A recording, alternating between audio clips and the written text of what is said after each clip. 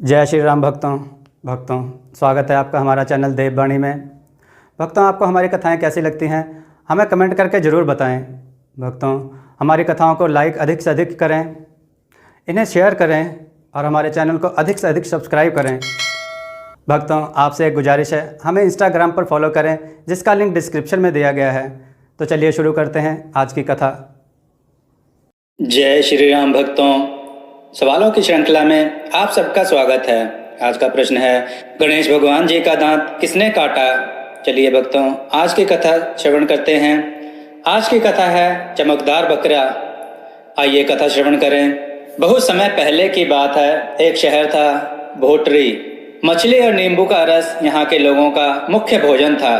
यहाँ के राजा की 7 रानियां थीं।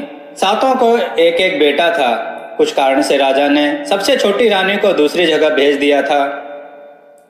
छोटी रानी घुड़साल में अपने बच्चे के साथ रहने लगी। कुछ समय बाद राजा अंधा हो गया।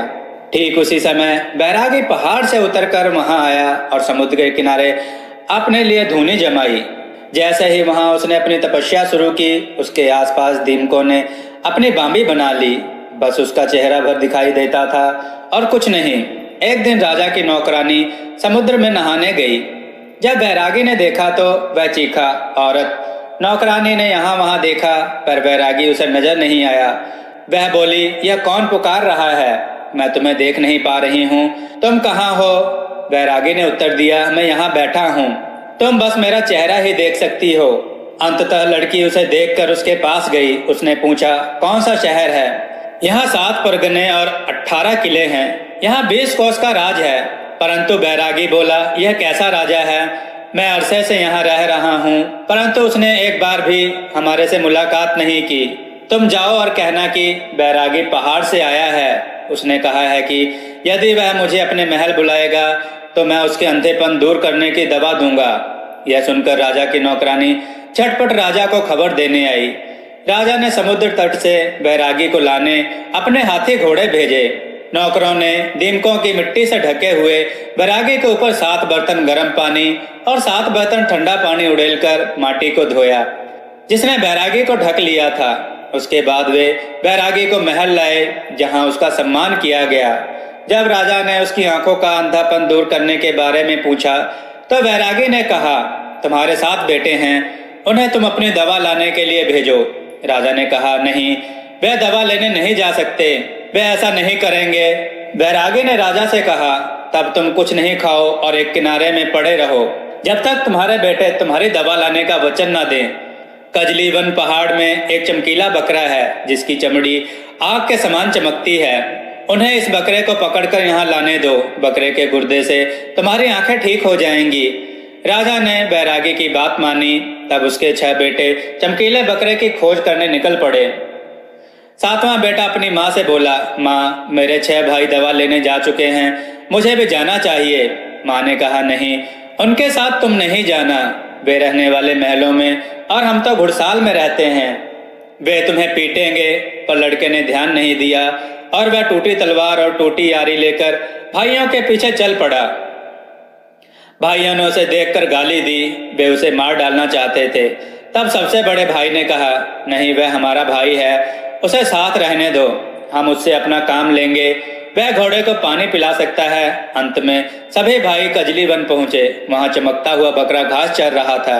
उन्होंने बकरे को घेर कर पकड़ने की कोशिश की, लेकिन बकरा धरती के गड्ढे में जाकर ओझल हो गया। सभी भाई गड्ढे के आसपास इकट्ठे होकर अचंभे में पड़े, सोचने लगे क्या करें। किसी की समझ में कुछ नहीं आया, परंतु सबसे छोटा 7वां बोला, हमें अपने राज्य से सभी लोगों को भेजकर यहाँ खुदाई कर मिट्टी हटाकर गहरा गड्ढा बनाना चाहिए। सभी ने बड़ी संख्या में लोगों को बुलाया, उन्हें इस काम में लगाया। जब तक कुदाली और फावड़ा टूट नहीं गए तब तक वे जमीन खोदने का काम करते रहे और थककर चूर हो गए और बोले, अब हम और नहीं खोद सकते। तब बड़े भाई ने अपने सभी भाइयों से पूछा, अब हमें क्या करना चाहिए? पर किसी ने कोई सुझाव नहीं दिया। तब अंत में छोटा भाई बोला, इन सभी लोगों को जंगल भेजो, जंगल से ये छाल काट कर लाएं, उससे रस्सा बनाकर गड्ढे में डालो। और ऐसा किया गया। पहले बड़ा भाई रस्से से गड्ढे में उतरा, परंतु वहां सांप बिच्छू भरे होने के कारण वह वापस ऊपर आ गया। इसी तरह सभी 6 भाइयों में हर एक गड्ढे में पहुंचे और मरने के डर से चीख कर बाहर आ गए। आखिर में सबसे छोटा भाई गड्ढे में पहुंचा। तब सारे सर्प, बिच्छू, शेर और भालू भाग खड़े हुए। लड़के ने धरती के नीचे एक सुंदर सड़क देखी, जिससे होकर वहां तक पहुंचा जहां अंबावती सोने के सुनहरे झूले पर झूल रही थी। लड़के ने सोचा, यदि मैं उसके सामने जाता हूं तो कहीं वह मुझे श्राप ना दे दे। वह झूले के खंभे के पीछे छिप गया, परंतु झूलती हुई अंबावती उसकी छाया देखकर चिल्ला पड़ी। यहाँ झूले की छाया और खंभे की छाया गिनकर उसे पता चला कि इससे अधिक छाया और किसकी है। तब वह बोली, क्या यह भूत है या प्रेत या कोई चुड़ैल? वह चिल्लाकर बोली, बाहर आओ, नहीं तो मैं श्राप दे दूंगी और तुम भस्म हो जाओगे। तब लड़का अपने छुपने के स्थान से बाहर आया और अंबावती के सामने खड़ा हो गया। अंबावती बोली, कहाँ से आए हो तुम? यदि मेरी माँ ने तुम्हें देखा तो वह जरूर तुम्हें खा जाएगी। ऐसा कहकर वह लड़के को लेकर महल में गई और 7 घड़े गर्म पानी और 7 घड़े ठंडे पानी से उसे नहलाकर उसे बिस्तर पर बैठाया और मीठी रोटी खिलाई। जब उसकी माँ के आने का समय हुआ तो उसने उसे लोहे से बने अनाज रखने वाले बर्तन में छुपा दिया। अंबावती की माँ राक्षसी थी। जब वह आई तो उसने दहाड़ा, आदमी की गंध, आदमी की गंध। लड़की बोली, आदमी की गंध? आदमी की गंध कहाँ? क्या मतलब आदमी की गंध का? अब मैं 12 साल की हो गई हूँ, तुम नहीं जानती कि माँ मुझ में भी मनुष्य की गंध है। माँ बोली, अच्छा, मैं तुम्हें तो नहीं खा सकती, इसके बदले में मैं अपने हाथ पैर खाऊंगी। चलते चलते उसने कहा, मैं हर दिन कोशिश में हूँ कि तुम्हारे विवाह के लिए अच्छा लड़का मिल जाए। परंतु अंबावती बोली, मुझे पसंद नहीं आते तुम्हारे लाए आदमी, क्योंकि तुम अब खाए आदमी ही हमेशा लाती हो। पहले लाई थी तो उसके हाथ नहीं थे, दूसरे के पैर तुमने खा लिए थे। एक दिन जो लड़का तुम लाई थी उसकी आंखें तुमने खा ली थी। यदि अब तुम वचन दो कि तुम अब किसी को नहीं खाओगी तो एक लड़का मेरे पास है जिससे मैं शादी करना चाहती हूँ। उसकी माँ बोली, मैं उसे छूऊंगी तक नहीं। तब अंबावती ने छुपाए लड़के को सामने किया। माँ उसे देखते ही प्रसन्न हुई और लड़के के चुंबन लेते हुए बोली, बेटी, मैं 12 दिनों के अंदर तेरी शादी कर दूंगी। मैं हर जरूरी चीजें लाऊंगी। मैं तेरी दादी और दादा को भी बुला लेती हूँ। तब लड़की व्यस्त हो गई और विवाह भोज में आने वाले राक्षसों के लिए 12 भैंसें इकट्ठी की। इस तरह उसकी शादी का इंतजाम हो गया। जैसे ही मेहमान आए उन्होंने शादी का मंडप बनाया और शादी की रस्म हो गई। टीका के समय लड़की लड़के से बोली कि मेरे सभी दादा लोगों में से आखिरी नंबर वाला जब तुम्हें टीका लगाए तब वह तुमसे बोलेगा कि जो तुम्हें चाहिए मैं दूंगा। तुम कहना कि तुम उनकी पहनी हुई पुरानी धोती लेना चाहते हो और नई धोती लेने से इनकार कर देना, पुरानी ही लेना। तब सभी ने लड़के के माथे पर टीका लगाया। अंत में बूढ़ा राक्षस आया और उसने लड़के से कहा कि वह क्या चाहता है। लड़के ने कहा कि तुम अपनी पुरानी धोती दे दो। बूढ़े ने कुछ और चीजें देने की बहुत कोशिश की पर लड़का नहीं माना और अंत में पुरानी धोती लेने के लिए दादा पर दबाव डाल ही दिया। तब 12 भैंसों का महाभोज हुआ और मेहमान चले गए। अंबावती की माँ बोली, अच्छा बच्चों, मैं थक गई हूँ, तुम लोग मौज करो। ऐसा कहकर वह चली गई। अंबावती और लड़का शुरू के कुछ दिनों तक साथ साथ रहे। उसके बाद लड़का बोला, मुझे और कहीं जाना है। लड़की बोली, मैं भी तुम्हारे साथ चलूंगी। तुम कहाँ जाना चाहते हो? लड़के ने उससे अपने अंधे बाप के बारे में बताया। लड़की बोली, तुम कैसे जा रहे हो चमकीले बकरे को पकड़ने?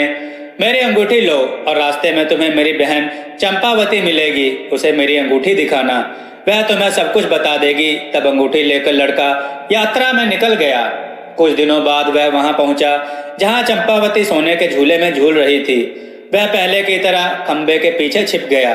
चंपावती भी परछाई गिनकर चीखी, कौन है ये? बाहर आओ, मैं तुम्हें श्राप दूंगी और तुम भस्म हो जाओगे।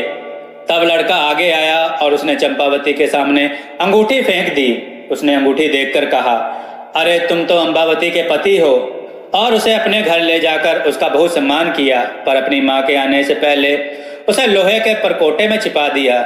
जब वह बूढ़ी राक्षसी अंदर आई वह दहाड़ी, आदमी महका, आदमी महका। चंपावती बोली, आदमी महका? तुम नहीं जानती मैं 12 साल की हूँ और आदमी की तरह मेरी भी गंध है। पर तुम सही कह रही हो, अंबावती का पति यहाँ आया है, वह यहीं है। ऐसा कहकर उसने उसे बाहर निकालकर माँ को दिखाया। राक्षसी चने खा रही थी। उसके चने लोहे के थे जिन्हें वह चबा रही थी। वह बोली, यदि यह सचमुच अम्बावती का पति है तो उसे मेरे चने खाने होंगे, नहीं तो मैं इसे खा जाऊंगी। तब लड़की ने सही चने एक तसले में रखे और लोहे के चने उसके ऊपर छिड़के और माँ को दिखाया और बड़ी फुर्ती से लोहे के चने निकालकर लड़के को दे दिए। वह राक्षसी के पास बैठकर चरम चरम चने चबाने लगा। जब वह पूरे चने खा चुका तब लड़की बोली, माँ उसने सभी चने खा लिए। राक्षसी ने प्रसन्न होकर लड़के का चुंबन लिया और उसकी शादी चंपावती से कर दी। शादी के बाद राक्षसी बोली, अच्छा बच्चों, मैं चलती हूँ, तुम मजे से रहो। और वह चली गई। कुछ समय तक वे सुख से जीवन बिताते हुए साथ साथ रहे।